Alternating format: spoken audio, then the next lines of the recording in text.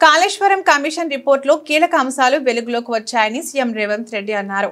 ఆదివారం అసెంబ్లీలో జరుగుతున్న కాళేశ్వరం నివేదిక చర్చలో భాగంగా ఆయన కీలక వ్యాఖ్యలు చేశారు. ఈ మేరకు ఆయన మాట్లాడుతూ కేసీఆర్ది కల్వకుంట్ల కుటుంబం కాదు, కలవకుండా చూసే కుటుంబం అని ఆరోపించారు. సరైన ప్రణాళిక లేకుండా మేడిగడ్డ నిర్మాణం చేపట్టారని తెలిపారు. 3 ప్రాజెక్టుల ప్రణాళిక నిర్మాణంలో పూర్తి లోపాలు ఉన్నాయని పేర్కొన్నారు.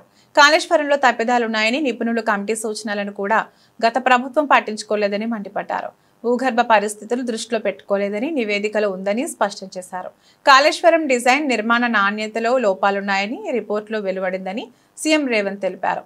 అన్నారం బ్యారేజ్లో మట్టి అంచనాలు తప్పుగా ఉన్నాయని పేర్కొన్నారు. పనుల పర్యవేక్షణలో కూడా లోపాలున్నాయని విమర్శించారు. ప్రాజెక్టు సిడబ్ల్యూసి అనుమతుల్లోనూ లోపాలున్నట్లు పీసీ ఘోష్ నివేదిక చెబుతున్నట్లు చెప్పుకొచ్చారు. కాంట్రాక్టర్ల లబ్ధికే అంచనాల పెంపు నిబంధనలు సడలించారని విమర్శించారు. ఏజెన్సీలకు లబ్ధి చేకూర్చాలన్న దురుద్దేశంతో అంచనాలు సవరించారని ఆరోపించారు. అంచనాలు సవరించి ఖజానాకు నష్టం చేకూర్చారని నివేదికలో పేర్కొందని స్పష్టం చేశారు. అన్నారం, సుందిళ్ల, మేడిగడ్డ నిర్వహణ సరిగా లేదని కమిషన్లో ఉందన్నారు. క్వాలిటీ కంట్రోల్ సరిగా లేదు. ఆనకట్టల డిజైన్లు, డ్రాయింగ్స్ లో లోపాలున్నాయని ధ్వజమెత్తారు. ఏం హామీ ఇచ్చిండ్రు, ఏ నిర్ణయం మేరకు ముందుకు వెళ్తున్నో వీళ్ళు మాకు సూక్తులు చెప్పాల్సిన అవసరం లేదు అధ్యక్ష. వాళ్ళ నాయకుడు మొదట సభలో వచ్చి కూర్చోమన్నారు అధ్యక్ష. రాహుల్ గాంధీ వచ్చిండా లేదా? రాహుల్ గాంధీ ఆదేశం లేకుండా రేవంత్ రెడ్డి గారు ఇక్కడ ఈ నిర్ణయాలన్నీ చేస్తాడా అధ్యక్ష?